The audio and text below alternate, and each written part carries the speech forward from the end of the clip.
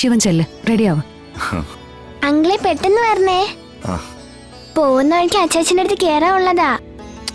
ദേ പോയി, ദാ ഞാൻ വന്നു കേട്ടോ. അച്ഛൻ ഉറക്കം ഉളച്ച് കാത്തിരിപ്പുണ്ടാവും. നീ ചിലപ്പോ എന്നെ മാഡെന്ന് വിളിക്കും, ചില സമയത്ത് ചേച്ചിന്ന് വിളിക്കും. അത് പിന്നെ ചില സമയത്ത് അങ്ങനെ വന്നു പോകുന്നതാ. നീ ചേച്ചിന്ന് വിളിച്ചാ മതി, അതാ കേൾക്കാൻ സുഖം. ശരി, മോളുടെ ദേഹം തുടച്ചു കൊടുക്കട്ടെ. മൂർത്തി, മോൾ എങ്ങ് കൊടുത്തേക്ക്. മോളൂസേ, ചക്കരേ.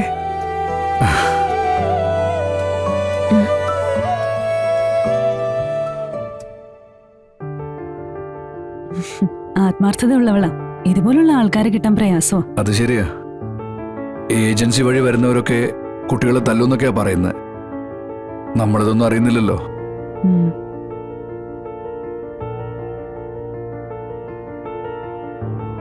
ചില ആൾക്കാർക്ക് അങ്ങനെ ചില കഴിവുകളൊക്കെ കൊടുത്തിട്ടുണ്ട് ദൈവം.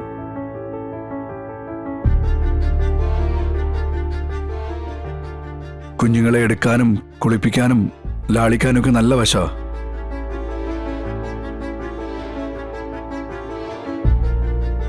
ഗാർഗി ആന്റി നല്ലൊരു ഉപകാരമാണ് നമുക്ക് ചെയ്തു തന്നതല്ലേ. പിന്നല്ലാതെ.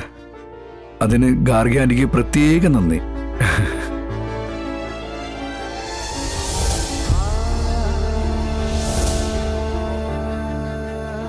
അല്ല, ഞാനും മോളും ഉറങ്ങാതിരിക്കുന്നത് ഓക്കെ. താനും ഇന്ന് രാത്രി മുഴുവൻ ഓഫീസായിട്ടിരിക്കാനാണ് ഉദ്ദേശിക്കുന്നത്? അത് ആഹാ, അമ്മയുടെ ഭാഗ്യമോളും മിടുക്കി കുട്ടിയായല്ലോ. വിശപ്പുണ്ടായിരുന്നു ചേച്ചി. വിശപ്പ് മാറിയപ്പോ മോള് കരച്ചിൽ നിർത്തി. ആ, മോളെ ഇങ്ങനെ തന്നേക്ക്. വാ മോളെ. എന്നാ നിങ്ങൾ പോയി കിടന്നോ, നേരം കുറെ ആയില്ലേ.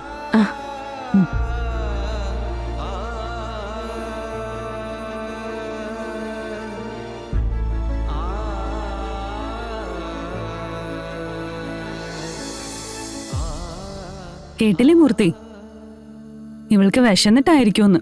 നമ്മള് കൊടുത്താലല്ലേ കുടിക്കാതെ ഉള്ളൂ. ശാരദ കൊടുത്തപ്പോ കുടിക്കുകയും ചെയ്തു.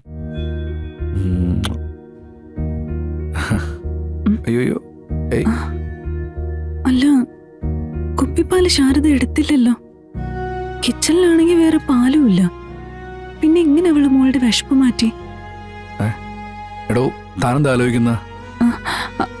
അല്ല, പാലിവിടെ ഇരിക്കുന്നുണ്ട്, കിച്ചണില് വേറെ പാലും ഇല്ല. പിന്നെ അവള് മോൾക്ക് എന്താ കൊടുത്തത്? അതവള് വേറെ മാറ്റി വെച്ചിട്ടുണ്ടാവുന്നേ. കുഞ്ഞുങ്ങളെ മയക്കി കൂടെ നിർത്താൻ ശാരദയ്ക്ക് എന്തോ ഒരു മാജിക് ഉണ്ട്. നമുക്കില്ലാത്തതും അത് തന്നെയാ.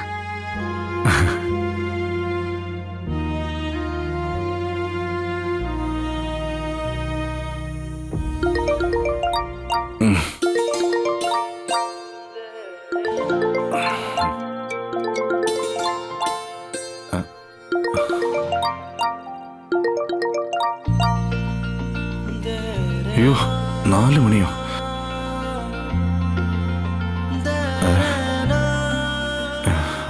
അല്ല, ഇതാരാ എന്നെ പുതപ്പിച്ചേ?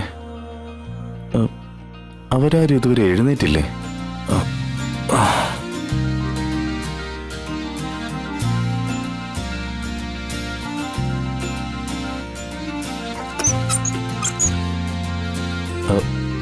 ശാലിനി, ശാലിനി.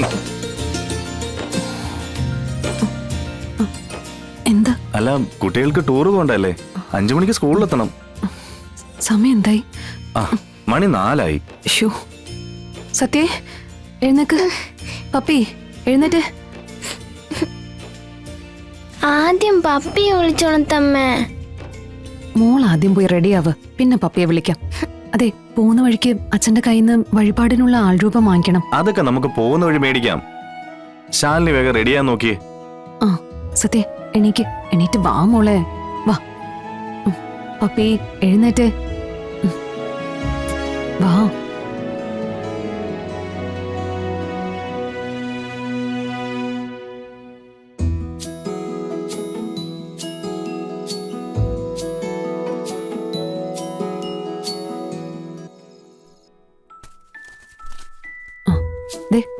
ഈ സ്വെറ്ററും കൂടി ഇതിനകത്ത് വെച്ചിട്ടുണ്ട്. ആ ദേ ഇതും കൂടി വെച്ചേക്കണേ. പനിയോ മറ്റു ക്ഷീണോ ഒക്കെ തോന്നിയാ ടീച്ചറോട് പറഞ്ഞ് ഈ സിറപ്പ് എടുത്ത് തരാൻ പറയണം. കേട്ടല്ലോ? ആ ദാ ഫ്രണ്ടില് ഇവിടെയാ വെക്കുന്നെ, മറക്കല്ലേ.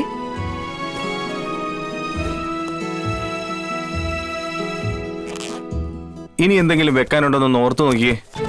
എന്തൊക്കെ എടുത്തു വെച്ചാലും ചില കാര്യങ്ങൾ നമ്മളങ്ങ് മറന്നുപോകും. അതാ ഇടയ്ക്കിടയ്ക്ക് ചോദിക്കുന്നേ. ആ എല്ലാം എടുത്ത് വെച്ചിട്ടുണ്ട്. ആ അതെ, ഒറ്റയ്ക്ക് ഒരിടത്തും പോവരുത്. ടീച്ചർമാർക്കൊപ്പം നിൽക്കണം. അവര് പറയുന്നത് കേൾക്കുകയും വേണം. കേട്ടല്ലോ? ശിവ റെഡി ആവുന്നില്ലേ? നിങ്ങൾ എല്ലാവരും റെഡി ആയി കഴിഞ്ഞാൽ ഞാൻ ദാ ഇപ്പൊ സെറ്റായി വന്നോളാം.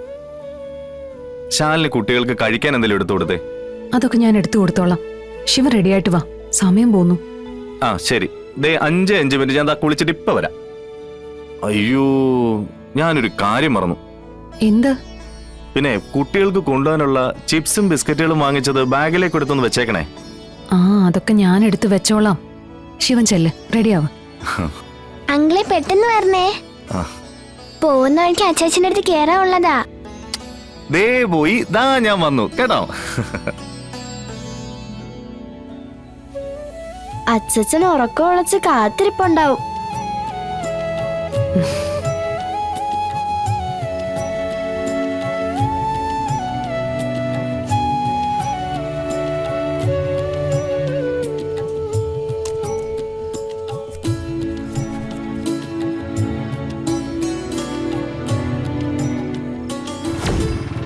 ശാലിനി, തനിക്ക് ഇരിക്കാൻ പറ്റുന്നുണ്ടോ? ഏയ് കുഴപ്പമൊന്നുമില്ല. എന്തെങ്കിലും ബുദ്ധിമുട്ട് തോന്നുന്നുണ്ടെ പറയണേ. എനിക്കിരിക്കാൻ കുഴപ്പമൊന്നുമില്ല. എന്തെങ്കിലും ബുദ്ധിമുട്ടുണ്ടെ പറയണം. ഇന്നലെ തന്നെ ഒരു വണ്ടി അറേഞ്ച് ചെയ്യേണ്ടതായിരുന്നു. നമ്മൾ എത്ര പേരെ വിളിച്ചു നോക്കി. കമലിന്റെ ഓട്ടോ പോലും പണി മുടക്കി. വണ്ടി പോകുന്നതിന് മുമ്പ് സ്കൂളിൽ എത്തിയാ മതിയായിരുന്നു. ആ കാര്യത്തിൽ രണ്ടുപേരും പേടിക്കണ്ട. രണ്ടുപേരെ അങ്കിൾ അവിടെ എത്തിച്ചിരിക്കും. ആ അതുകൊണ്ട് മുറുക്ക പിടിച്ചിരുന്നു പറപ്പിച്ച് വിടാൻ പോവാ. മക്കളെ, സത്യാമ്മ അറിയല്ലേ? അറിഞ്ഞാ വലിയ വഴക്കാവേ. ഏയ്, സത്യാമ്മയൊന്നും അറിയാൻ പോകുന്നില്ല. അതൊക്കെ ഇവര് നോക്കിക്കോളൂ, അല്ലേ മക്കളെ? പിന്നെ അല്ലാതെ.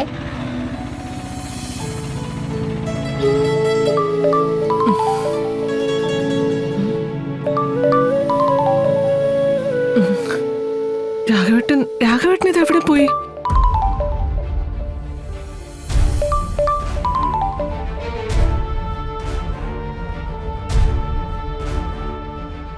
അതിരാവിലെ വരുന്നവരുണ്ട്, കാണാനില്ലല്ലേ? ഇനി ടൂർ പ്രോഗ്രാം ക്യാൻസലായി കാണുമോ? അങ്ങനെയാണെന്ന് വിളിച്ചു പറയണ്ടേ?